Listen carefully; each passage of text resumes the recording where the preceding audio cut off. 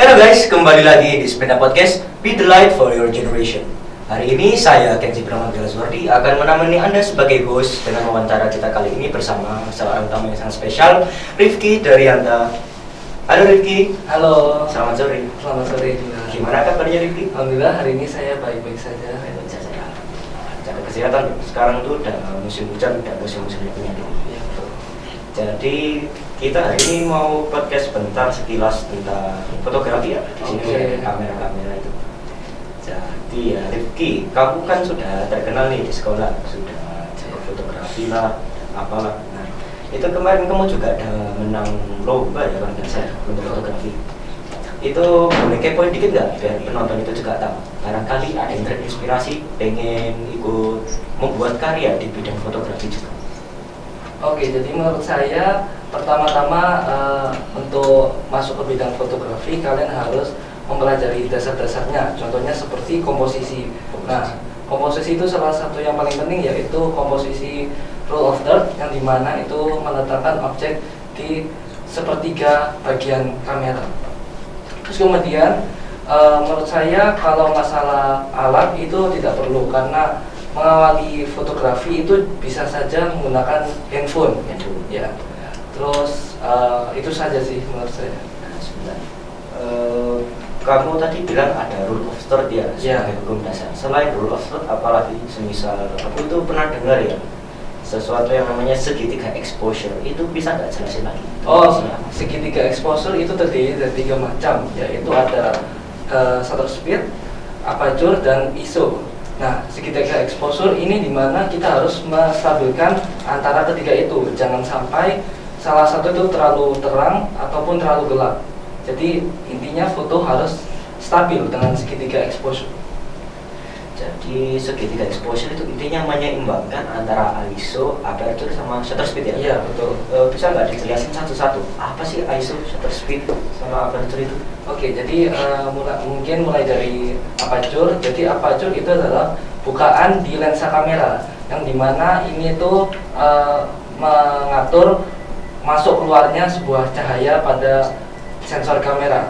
Semakin besar angka aperture-nya, maka semakin kecil bukaan, sehingga cahaya yang masuk ke dalam kamera akan semakin dikit pula.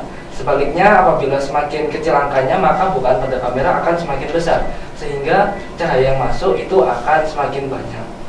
Kemudian untuk shutter speed sendiri itu adalah sebuah angka di mana itu mengatur motion blur. Semakin kecil angkanya, maka motion blur-nya akan semakin banyak. Sedangkan semakin besar angkanya, maka akan semakin dikit motion blur-nya.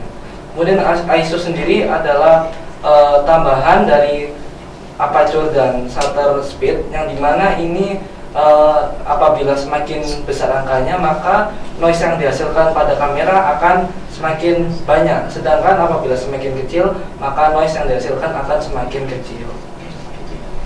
Ini kok kayaknya fotografi banyak banget yang bisa dipelajari ya? Iya. Kamu ini mempelajarinya ada halangan nggak? Atau pernah suatu saat itu kayak, udahlah aku nyerah aja gitu? Pernah sih, suatu saat itu aku merasa menyerah karena saking bingungnya untuk mempelajari bidang fotografi. Karena pas awal kita mempelajari itu pasti banyak sekali halangan yang membuat kita tuh merasa aduh susah banget gitu untuk menggunakan kamera. Jadi intinya sekarang gara-gara kamu pantang menyerah terus jadi bisa sampai di titik Iya sekarang. betul. Menang prestasi, terus mungkin kalau fotografi jago itu bisa dibuat pencaharian ya, bisa jabar apa gitu ya. Iya betul. Kira-kira kalau buat fotografer pemula, tadi kamu bilang pakai HP aja udah cukup buat fotografi. Tapi nih, kalau semisal ada anak yang pengen banget belajar kamera, kira-kira kamu punya saran nggak kamera kayak apa gitu? Kameramu ini juga ada di sini.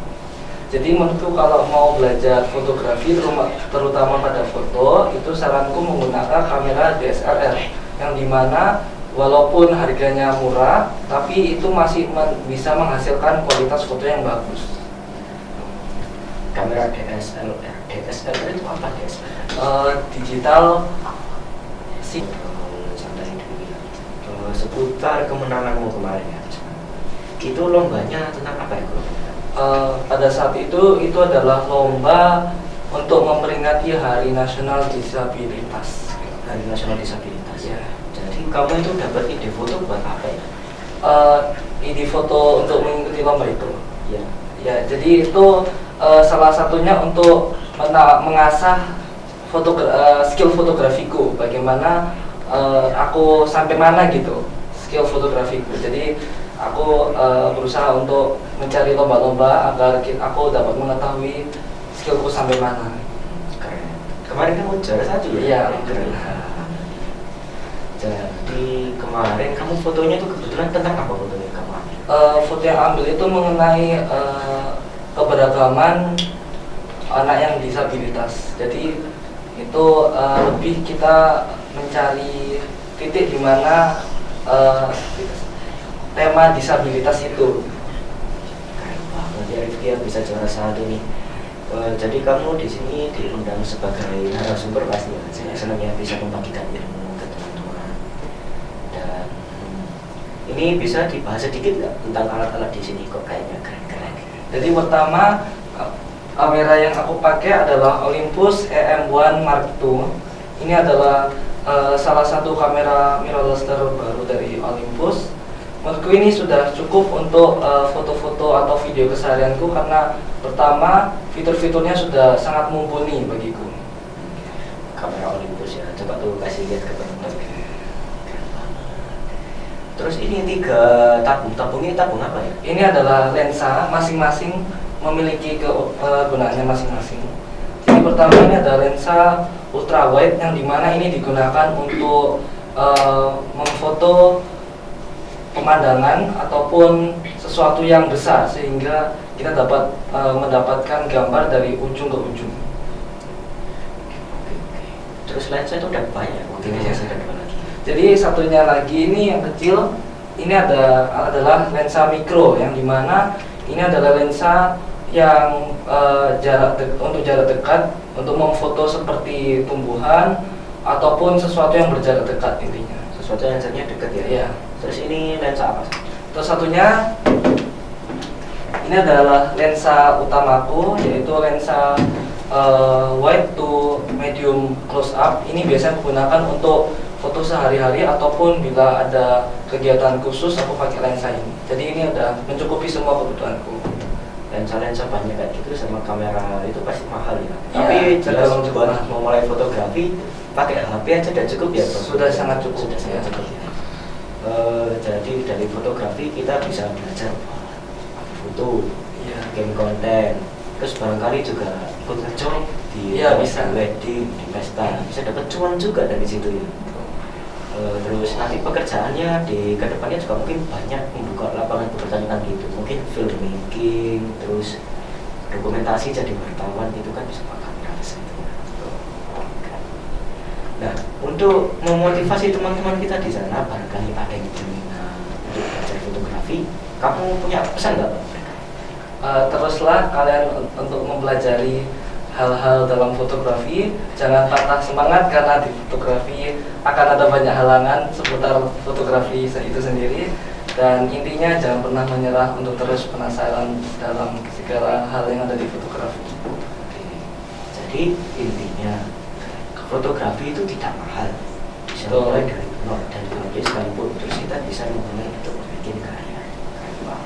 Barangkali kamu juga itu ya bisa buka les fotografi ya, bisa.